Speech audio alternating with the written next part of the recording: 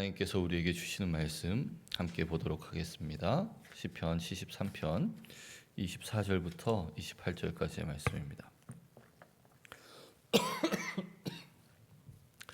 시편 73편 25절부터인가요? 지난번에 23편 3절까지 봤기 때문에 우리 24절부터 28절까지 보도록 하겠습니다. 시편 73편 24절부터 28절까지 우리 한 목소리로 함께 읽도록 하겠습니다. 주의 교훈으로 나를 인도하시고 후에는 영광으로 나를 영접하시리니 하늘에서는 주 외에 누가 내게 있으리요 땅에서는 주밖에 내가 사모할이 없나이다. 내 육체와 마음은 쇠약하나 하나님은 내 마음의 반석이시요 영원한 분기시니라. 무릇 주를 멀리하는 자는 망하리니 음녀같이 주를 떠난 자를 주께서 다 멸하셨나이다. 하나님께 가까이함이 내게 복이라. 내가 주 여호와를 나의 피난처로 삼아 주의 모든 행적을 전파하리이다. 하나님께 가까이함이 내게 복이라. 내가 주 여호와를 나의 피난처로 삼아 주의 모든 행적을 전파하리이다. 아멘. 오늘까지 4번에 걸쳐서 우리가 시편 73편의 내용에 대해서 함께 살펴봅니다. 제가 이렇게 몇 분께도 말씀드렸는데 설교자로서 이 시편 73편을 4번에 설교해낸다는 게 정말 좀 어려운 일이었습니다. 사실은 아무리 못해도 한 6번, 좀 이렇게 욕심을 부리자면 8번 정도에 걸쳐서 살펴봐야지 이 안에 있는 내용들을 더 이렇게 풍성하게 전해드릴 수 있을 것 같았는데 이제 시간의 제약상 2달 후에 또 할 수는 없잖아요. 해서 이렇게 다 잊어버리시니까 저도 잊어버리고 어쩔 수 없이 이렇게 4번의 설교에 담느라 좀 이렇게 언급하지 못하고 지나가는 부분들도 있고 더 깊게 이렇게 들어가지 못한 부분들도 있는데 그러나 그것은 저의 욕심이고 하나님께서 또한 이 말씀 가운데 충분한 은혜로 함께 하시리라 믿어 의심치 않습니다. 우리가 지난 시간에 하나님께서 시인을 괴롭히던 영적인 침체를 벗어나게 해주셨을 때 시인의 마음 가운데 있었던 그의 감정에 대해서 우리가 함께 살펴보았죠. 그것은 과거의 자신의 어리석은 생각과 하나님 앞에 죄를 지으며 행했다는 것에 대한 죄책감, 후회, 찔림 이런 것들이 시인의 마음에 있었다라는 것을 우리가 살펴봤습니다. 그래서 시인이 다른 한 가지 고통에서 벗어나서 그 고통이 회복되는 것이 아니라 또 다른 고통으로 들어가게 되었다 말씀드렸죠. 이전에는 악인의 형통과 의인의 고난에 대한 자기의 주변에서 일어나는 이해할 수 없는 일 때문에 그것이 그의 마음의 고통이 되었다면 이제 하나님께서 영적 침체를 벗어나게 해주셨으니 이제 그가 기쁘고 즐겁고 환히 가운데 들어가야 될 거라고 생각이 되는데 그것이 아니라 하나님께서는 반드시 이 회개, 후회, 슬픔이라는 고통의 그를 잠시 두셨다가 진정한 기쁨으로 그를 옮기신다. 이것이 필수적인 것이었다. 바울에 따르면 이것을 뭐라고 표현한다 그랬죠? 하나님의 뜻대로 하는 근심이다. 그렇죠? 반드시 자신의 과오를 깨닫고 후회하는 일이 있은 후에 그것으로부터 돌이키는, 그렇죠. 그래야지 다시는 그것으로 돌아가지 않게 되기 때문에 하나님께서는 시인을 그렇게 인도하셨다. 그리고 자신이 이전에는 이스라엘 중에 자신을 정결한 자로, 그렇죠? 자신의 손을 깨끗하게 하여서 죄에 빠지지 않은 자로 설명하고 있었다면 73편의 초반부에 이후에는 우리가 지난주에 살펴본 본문에서는 자신을 어떻게 표현하고 있었습니까? 우매무지한 자이다. 주 앞에 짐승과도 같은 자이다. 자신을 한없이 낮추는, 그렇죠? 하나님이 그를 낮추시는 그러한 모습을 보게 되었습니다. 그리고 나는 주님을 떠나서 교만하게 행하여서 신앙을 거의 잊어버릴 뻔하였지만 내가 여전히 주 앞에 있는 이유는 무엇이라고 고백했습니까? 당신의 손이 나를 붙드셔서 주 앞에 있게 하셨기 때문에. 내가 하나님을 잡은 손을 놓을지라도 하나님께서 나를 잡으신 손은 결코 놓지 아니하셨기 때문에 내가 망하지 않고 여전히 하나님에 대한 신앙을 붙들고 하나님 앞에 살아갈 수 있었습니다. 겸손하게 하나님 앞에 고백하였던 내용을 우리가 살펴보았습니다. 오늘 이 부분이 그 클라이막스에 해당하는 부분입니다. 시편 73편. 저는 이렇게 이 부분을 읽을 때마다 마음이 이렇게 벅차오릅니다. 여러분도 읽으실 때 벅차오르셨죠? 감사합니다. 아멘이라고 해주신 분을 제가 봤습니다. 감사합니다. 없을까 봐 조마조마했는데 아멘 해주셔서 감사합니다. 클라이맥스 부분입니다. 그러니까 영적 침체를 겪었던 이 73편이 이 시인의 영적인 일대기 아닙니까? 약간 철로역전 같은 느낌이 있습니다. 진리를 발견하고자 계속해서 하나님의 말씀대로 열심히 살아가는데 주변의 환경은 그렇지 않아서 그것을 어떻게 해석해야 될지 몰라서 괴로워하던, 그래서 깊은 영적 침체에 빠졌던 그가 하나님께서 그의 영혼에 조명하셔서 밝은 빛을 쫙 어두운 지성에 빛을 비추어 주셔서 진리를 바로 깨닫게 하시고 그것을 벗어난 그가 이제는 하나님을 떠나지 아니하고 하나님을 나의 피난처로 삼아서 주의 행적을 널리 전파하며 살아가겠습니다라는 결론으로 끝나는 저 한 사람의 영적인 일대기를 그린 것인데요. 그 마지막 부분을 오늘 우리가 함께 살펴봅니다. 24절에 보면요, 주의 교훈으로 나를 인도하시고 후에는 영광으로 나를 영접하시니 이렇게 되어 있는데요. 주의 교훈으로 나를 인도하시고, 이것이 주님께서 내 오른손을 붙들어, 바로 전절에요. 주께서 내 오른손을 붙드셨나이다와 연결되어 있습니다. 주님께서 나를 오른손을 붙들어 주시는 것, 그것만이 아니라 붙드시고 무엇을 하셨냐 이거죠. 붙드시고 나를 주의 교훈으로 인도하셨다. 여기서 교훈이라고 하는 것은 에차라는 히브리어 단어가 사용되고 있는데요. 모략, 방책, 꾀, 계략, 조언, 상담, 계획, 하나님의 완전하신 계획, 하나님의 완전하신 뜻, 하나님의 완전하신 지혜로 나를 인도하실 것이다. 여기서 보면 지금 이 땅과 지금 계속해서 시인이 이 땅에서의 삶과 이 땅에서의 삶에만 그의 시선이 머물러 있다가 하나님의 성소에 들어갈 때 하나님께서 보게 해주신 것이 무엇이죠? 이 땅에서의 삶이 전부가 아니라 그 이후에 영원한 삶이 있다라는 것을 보여주신 것 아닙니까? 그러니까 이제는 한 부분에 한 가지의 영역에만 그의 시선이 있던 시인이 이제 두 가지 영역이 생긴 것이죠. 그런데 이것은 뭐 이 땅에서의 삶보다 이 내세의 삶이 비교할 수 없을 만큼 중요하다, 이렇게 깨달은 것 아닙니까? 이후에서도 계속 그것입니다. 그러한 모습들이 시인에게서 나타나고 있는데요. 주의 교훈으로 나를 인도하시고, 이것은요 이 땅에서의 일이죠. 하나님께서 내가 비록 범죄할지라도, 내가 어리석게 주 앞에 우매무지함으로 짐승 같은 삶을 살지라도 주님께서 나를 놓지 아니하시고 나를 붙드셔서 주의 완전하신 계획 가운데 나를 선하게 인도하실 것입니다. 그리고 그 인도의 결과는 무엇입니까? 후에는 영광으로 나를 영접하실 것입니다. 하나님의 영광 안에 나를 받아들여 주실 것입니다. 하나님의 영광 가운데 들어가는 것이 무엇이죠? 천국이죠. 천국이죠. 지복직관, 우리 전에 김추성 목사님이 하나님의 백성이 누릴 수 있는 가장 큰 복락에 대해서 말씀하셨죠. 하나님의 영광. 지금은 우리의 죄악 때문에 하나님의 영광을 바라보기만 해도 죽는 존재 아닙니까? 그러나 이제 우리가 거듭나게 되었을 때, 새 하늘과 새 땅에 들어갈 때 우리가 완전한 모습으로 예수 그리스도와 같이 변화된 이후에 하나님의 영광을 보게 될, 하나님의 영광으로 받아들여주게 하나님께서 받아들이실 때, 그때 우리가 누릴 그 영광스러움, 그 말할 수 없는 환희, 이런 것들에 대해서 이제 이 시인이 소망하게 되는 것입니다. 이 세상의 악인들의 번성, 악인들의 성공, 나는 왜 이런 고난을 당하나, 이 세상의 것들, 잠깐 있다 사라질 것들에 시선을 두었던 이 시인이 그걸로 괴로워하고 계속해서 하나님 앞에 불평을 토로하였던 시인이 이제는 영원한 것에 이제 관심을 두게 되었던 것이죠.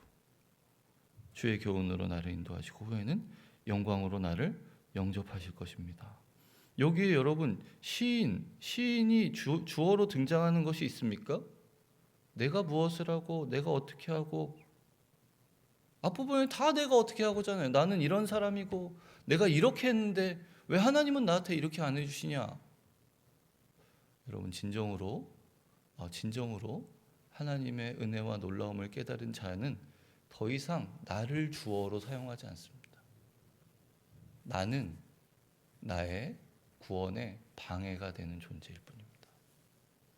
하나님이 주권적인 역사로 나를 붙드시고 나를 인도하시고 나의 구원을 완성하셔서 나를 영광스러운 그 나라에 받아들여 주실 것이지 나는 다 사라지고 없는 것이죠. 내가 사는 것이 아니요 내 안에 계신 예수 그리스도께서 사시는 것이다. 바울의 표현이 과연 그러한 것 아니겠습니까? 하나님께서 모든 것을 그의 완전하신 계획으로 우리에게 은혜를 베풀어 주실 것이다. 여러분 이것이 우리에게 주는 중요한 교훈이 있습니다. 우리의 믿음이 우리의 신앙이 어떠한 기반, 어떠한 기초 위에 세워져야 하는 것이죠. 세워져야 하는 것이냐에 대한 것입니다. 우리의 판단, 우리가 바라보는 환경, 우리의 감정 이런 것들은 결코 우리의 믿음의 기초가 될 수 없다. 하나님의 존재, 하나님의 역사, 하나님의 자비하심, 이것이 결국 제가 계속 얘기한 하나님을 아는 지식 아닙니까? 하나님의 존재와 하나님의 속성.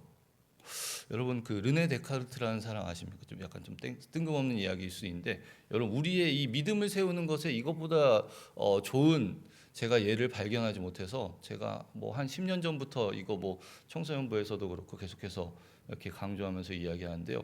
우리 근대 철학의 아버지라고 불리는 사람인데요. 여러분 이 르네 데카르트는 모르셔도 이것은 아실 거예요. 생각한다, 고로 나는 존재한다. 코기토 에르고 숨 이렇게 얘기합니다. 근데 코기토가 생각한다라는 의미보다는 의심한다에 더 가깝습니다. 의심한다. 왜냐면요, 이 사람이 생각하게 된 게 무언가 확실한 것을 찾아야겠다 생각한 겁니다. 인간으로 태어나서 사람으로 태어났는데 존재는 하긴 하는데 무엇을 위하여 살아야 되는지, 인간의 존재는 어떤 것인지, 인간의 참된 덕은 무엇인지, 도덕은 무엇인지, 인간은 무엇을 위하여 살아야 하는지, 신이라는 존재는 어떤 존재인지, 우리가 죽으면 내세라는 것이 어떤 것인지, 여러분 우리가 고민하고 생각한다고 그것에 대한 답이 나옵니까? 우리 안에서 그 답을 찾을 수 있습니까? 못 찾죠. 이를테면요, 갑자기 차 사고가 났어요. 가다가 이렇게 난 잘 가고 있는데 갑자기 와갖고 어떤 사람이, 보행자가 파란불도 아닌데 와가지고 탁 차에 부딪혀가지고 당신이 나 쳤다고 막 이렇게 그런 억울한 일을 당해요. 내가 막 고민하고 3박 4일 동안 기도원 들어가서 고민하면 그 뜻을 알 수 있죠? 왜 이런 일이 일어나는지? 하나님이 알려주시지 않으면 알 수 없어요. 하나님이 알려주셔도 그것이 100% 이렇게 우리가 이 땅에서는 발견할 수 없지 않습니까? 이 르네 데카르트의 생각이 이랬던 것입니다. 아무리 고민하고 생각해도 알 수 없는데 그럴수록 모든 것에 뭐 이렇게 내가 생각하고 사고하고 있는 것에 대한 정답은 점점 더 희미해져 가는데 확실해지는 하나를 발견한 겁니다. 그것이 무엇이면 그 고민하고 있는 나라는 존재. 그렇잖아요. 나라는 존재가 없으면 사고라는 것을 할 수 없지 않습니까? 생각하는 것조차 할 수 없지 않습니까? 내가 찾고자 하는 답은 점점 희미해져 가지만 분명히 명확해지는 것, 나라는 존재. 이것이 방법적 회의라고 하는데, 방법적 회의. 그의 철학의 시작점이 되는 겁니다. 왜냐하면 불확실한 것에서 시작해서는 결코 진리에 도달할 수 없고 확실한 것에서 출발해야 진리에 이를 수 있다라는 그의 믿음입니다. 그래서요, 데카르트의 신존재 증명은 아주 간단합니다. 나라는 존재가 나라는 게 존재한다는 것, 나의 존재라는 것이 확실하잖아요. 그러면 내가 존재하니까 나를 존재하게 한 원인은 무엇일까? 나의 아버지. 나의 아버지의 아버지. 그렇게 쭉 올라가다 보면 결국은 인간을 만든 신이라는 존재가 있을 수밖에 없다. 나에서부터 출발해서 신의 존재를 파악하는 것입니다. 제가 왜 이런 얘기를 갑자기 설교하다가 철학 이야기를 하냐면, 우리의 믿음이요, 르네 데카르트와 같이 불확실한 것 위에 있으면 결코 우리의 신앙이 바로 작용할 수 없다라는 것을 말씀드리고 싶은 것이기 때문에, 이것에 대한 르네 데카르트의 코기토 에르고 숨 같은 그런 내용이 히브리서 11장에 있죠. 히브리서 11장 6절에 보면 어떻게 되어 있습니까? 믿음이 없이는 하나님을 기쁘시게 하지 못한다. 믿음에 대해서 이야기합니다. 믿음만이 하나님을 기쁘시게 한다. 그런데 믿음을 가진 자, 하나님께 나아간 자가 반드시 알아야 될 것 두 가지가 있습니다. 그것이 무엇입니까? 그가 계신 것, 하나님의 존재. 또 뭡니까?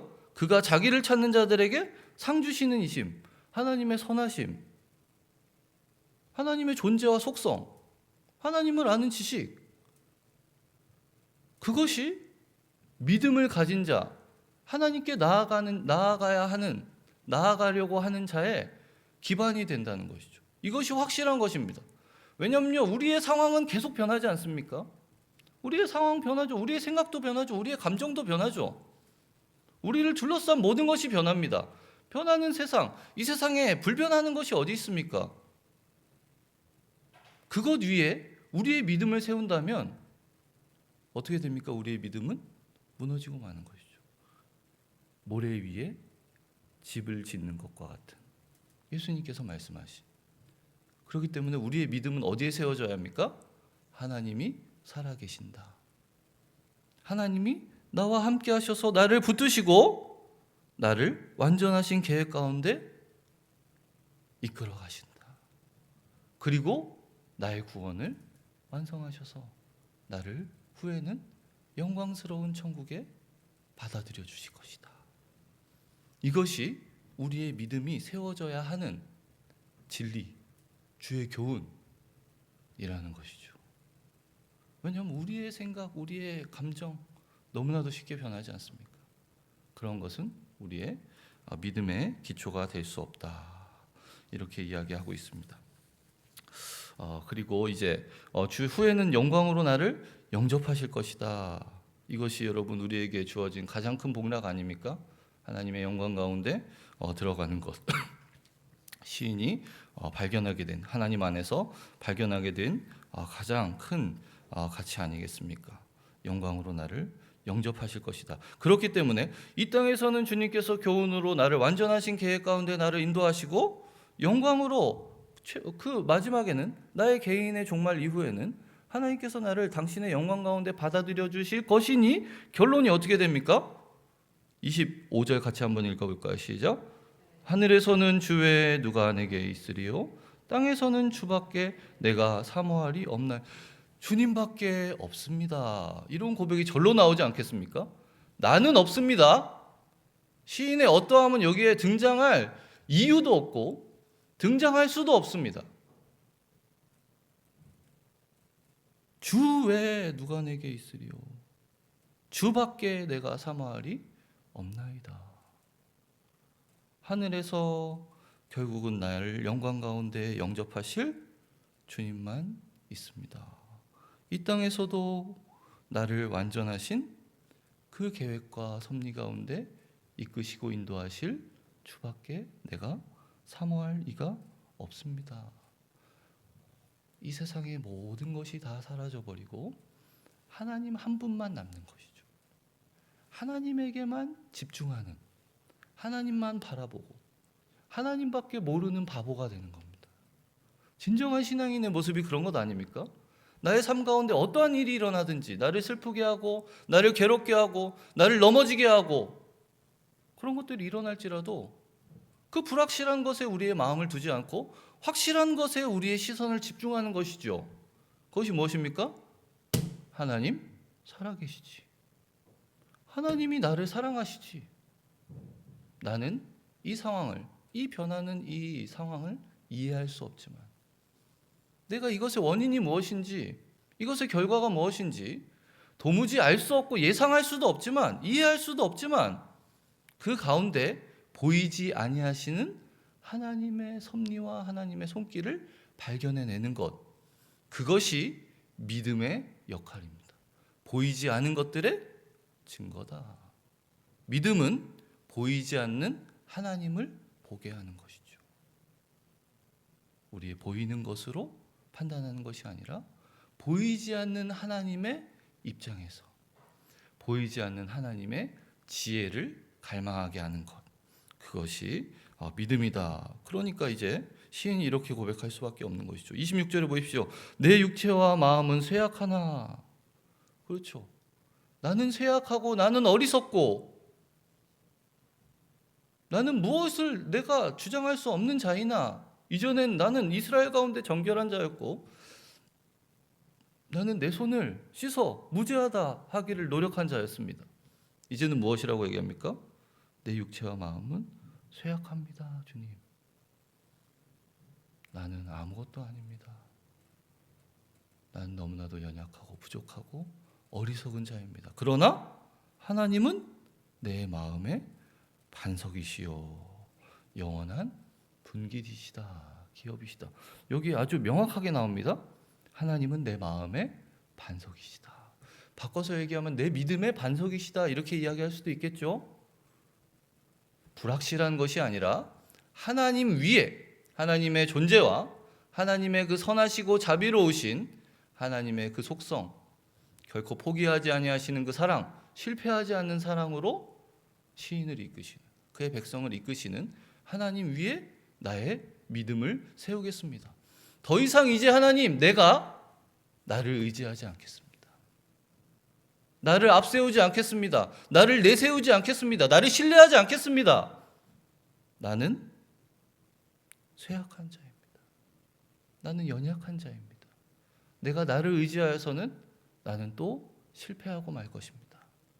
그러나 흔들리지 않는 영원한 반석이신 당신을 의지하고 당신 위에 나의 믿음을 세울 때 나는 결코 당신을 잃어버리지 않을 것입니다. 영원한 나의 분깃이다.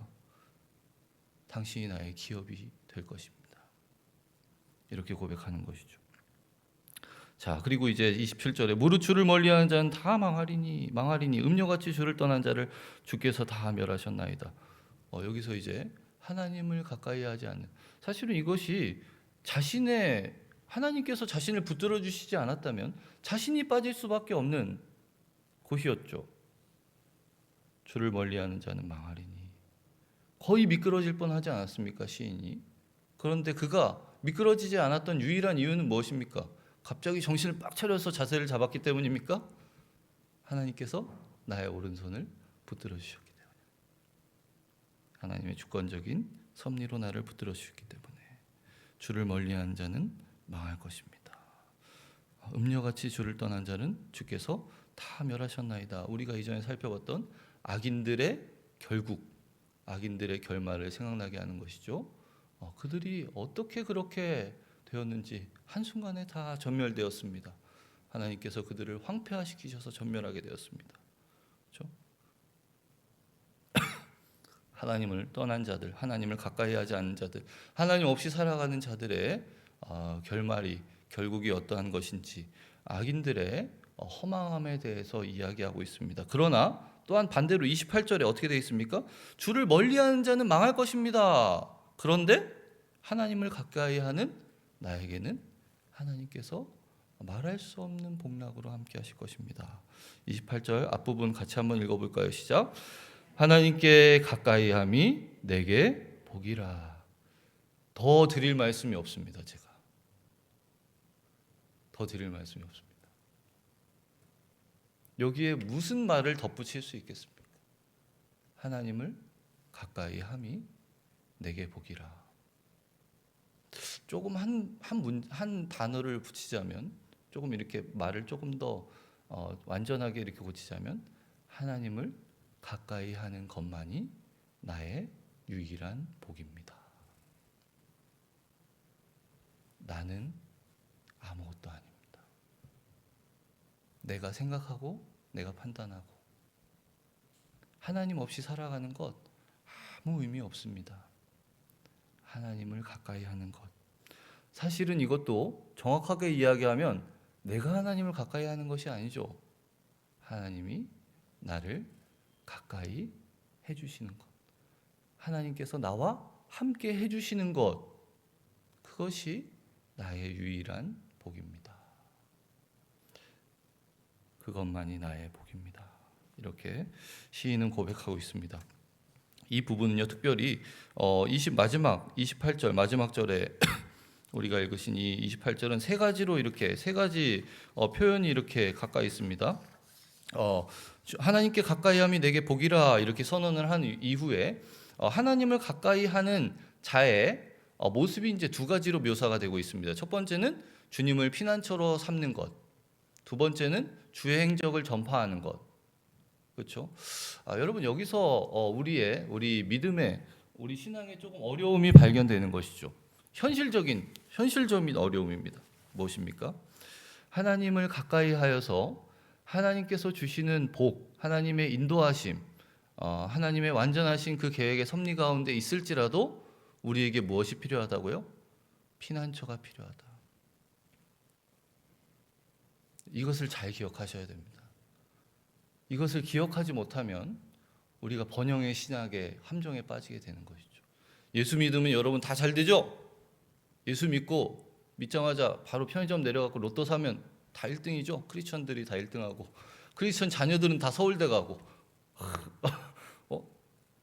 크리스천 아이들은 막 프로 드래프트 1순위 지명되고 황희경 집사님 너무 바라시는 일일 텐데 그렇지가 않다는 것입니다.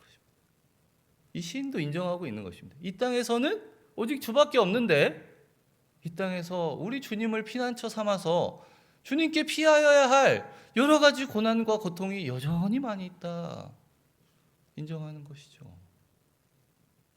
그러나 우리에게 고통이 있다. 어려움이 있다. 이것이 중요한 것이 아니라 무엇입니까? 우리가 그 어려움을 당할 때 우리의 몸을 피할 수 있는, 우리가 달려가서 우리의 안전함을 구할 수 있는 하나님이 계신다. 하나님이 계신다. 그분이 나의 피난처가 기꺼이 되어주신다. 이 세상의 모든 위협으로부터, 모든 위험으로부터, 모든 슬픔으로부터, 모든 괴로움으로부터 우리를 지키시고 우리가 넘어질지라도 다시 우리를 일으켜 주실, 우리를 회복시키실 하나님이 계신다. 그리고 두 번째는 무엇입니까? 주의 모든 행적을 전파할 것입니다. 하나님을 자랑하겠습니다. 자랑하는 것입니다. 여러분 이것이 전도입니다. 전도. 하나님을 자랑하는 것, 하나님을 전하는 것. 여러분 예수님께 고침을 받은 자들, 그렇죠? 두 소경이 와갖고 예수님 고쳐주십시오. 예수님이 고쳐주신 이후에 뭐라고 합니까? 이 일을 아무에게도 알리지 말라. 그들이 조용히 있었죠? 가서 힘써 예수님을 전했습니다. 사마리아 여인, 예수님께서 만나 주신 사마리아 여인, 대낮에 물을 뜨러 왔다가 예수님을 만나 주시고, 이 여인이 물 뜨러 왔다가 물동이를 내려놓고 자기 마을로 달려가지 않습니까? 보라 이가 그리스도가 아니냐. 사람들에게 그리스도를 자랑합니다. 나중에 그 사마리아 여인이 살았던 동네 사람들이 무엇이라고 얘기죠? 너희 말 때문에 믿는 것이 아니라 이 사람을 우리가 보고 믿는다. 자랑하는 것입니다. 자랑하는 것. 하나님께서 나의 삶에 얼마나 놀랍게 역사하셨는지. 이 스토리 서사가 있지 않습니까? 서사. 내가 사실은 이렇게 살았거든. 응? 내가 이렇게 살았는데 이것이 참된 것이 아닌 것을 하나님께서 깨닫게 하여 주셨다. 하나님께서 은혜로 여전히 나를 붙들어 주셨다. 나를 버리지 아니하셨다. 그리고 나를 영원히 놓지 아니하시고 당신의 영광으로 나를 영접하여 주실 것이다. 이 놀라우신, 이 자비로우신, 이 선하신 하나님을 증언하는 것, 자랑하는 것, 이것이 우리가 이야기하는 전도가 되겠습니다. 공회 앞에 선 베드로와 요한도 이렇게 얘기했죠. 우리는 보고 들은 것을 말하지 아니할 수 없다. 우리가 하나님께서 베푸신 이 은혜를 자랑하지 않을 수 없다. 나의 삶에 풍성하게 임하신, 나의 삶에 영원한 복락으로 함께 하시는, 때로는 우리가 연약해도 우리를 붙드신 손을 놓지 아니하시고 날마다 주의 교훈으로 완전하신 계획 가운데 우리를 인도하시며 결국은 우리를 영광으로, 자신의 영광으로 영접하여 주실 바로 그분. 우리는 날마다 연약하고 실패하는 자들이고 넘어지는 자들이나 우리의 반석이, 믿음의 반석이 되어 주셔서 우리를 일으키시고 우리를 회복시키시는 우리 주님, 우리의 어려움 가운데 있을 때, 우리가 어려움 가운데 있을 때 언제나 우리의 피난처가 되어 주셔서 우리를 받아들여 주시고 우리를 보호하시고 우리를 위로하시는 그 하나님, 그 하나님을 내가 자랑하겠습니다. 내가 만나는 모든 사람에게 전하겠습니다. 하나님께 가까이함이 내게 복이라. 그 복을 많은 사람들에게 내가 고백하고 증언하겠습니다. 이런 거. 영적인 침체에서 하나님을 자랑하는 자로, 자기 중심으로 하나님을 판단하는 자에서 하나님 없이는 아무것도 하지 않겠노라 고백하는 자로 변화된 이 시인의 모습을 우리 함께 살펴보면 또한 묵상할 수 있길 바랍니다. 여러분, 우리의 삶도 그렇죠. 우리의 삶이 계속해서 변합니다. 우리의 상황은 날마다 변화하죠. 그렇죠? 한 치 앞도 알 수 없습니다. 김현숙 권사님이 오늘 이 자리에 있으시리라고, 이 자리가 아니죠. 지난 주일에 예배에 참석할 수 있으시리라고 전 상상도 못했습니다. 사회를 보러 올라왔는데 김현숙 권사님이 앉아 계셔서 내가 잘못 보고 있나, 분명히 몽골을 가셨어야 되는데 한 치 앞도 알 수 없습니다. 계속해서 우리의 삶은 변하죠. 여러분, 여러분의 믿음을 어디에 두시겠습니까? 계속해서 변하는 불확실한 그 무엇에 두시겠습니까? 그래야 해서 인생의 풍파가 몰아치면 또 무너져 내리고 무너져 버리고 마는 모래 위에 세운 집과 같은 그런 모습으로 살아가시겠습니까?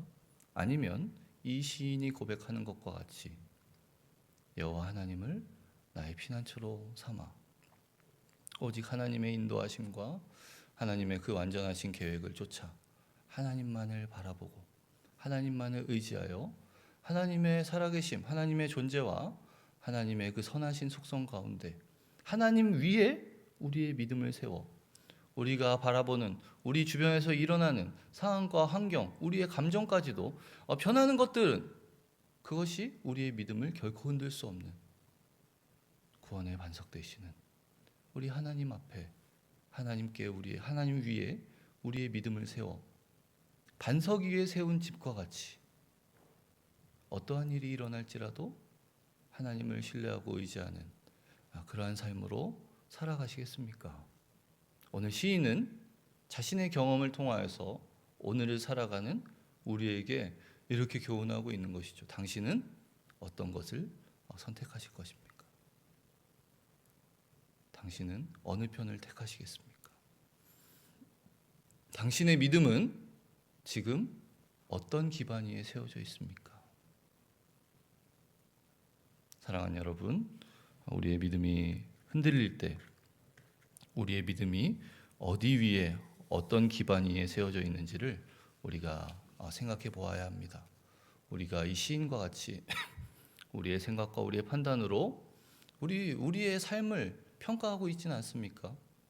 그래서 하나님께 불평하고 하나님께 불만을 이야기하고 심지어는 하나님을 판단하려고 하는 그러한 죄악을 범하고 있지는 않습니까? 우리의 믿음이 연약해질 때, 하나님이 원망될 때 여러분이 시편 73편에 이 시인의 모습을 기억해 주시기 바랍니다. 그의 영적인 긴 일대기를 통하여서 그가 변화되었던, 그가 영혼의 침체를 벗어나 하나님만을 바라보게 되었던 그 과정을 여러분 기억하셔서 오직 하나님께만 우리의 소망을 두는, 하늘에서는 주 외에 누가 내게 있으리요? 땅에서는 주밖에 내가 사모하리 없나이다. 하나님께 가까이함이 내게 복이라. 내가 주 여호와를 나의 피난처로 삼아 주의 모든 행적을 전파하리이다. 이런 시인의 고백이 저와 여러분의 고백이 되어 하나님 안에서 어떠한 상황 가운데서도 흔들리지 않는 믿음으로 하나님을 붙드는, 하나님과 함께하는, 하나님께서 주시는 그 복락을 풍성히 받아 누리는 저와 여러분이 되기를 주님의 이름으로 간절히 부탁드립니다.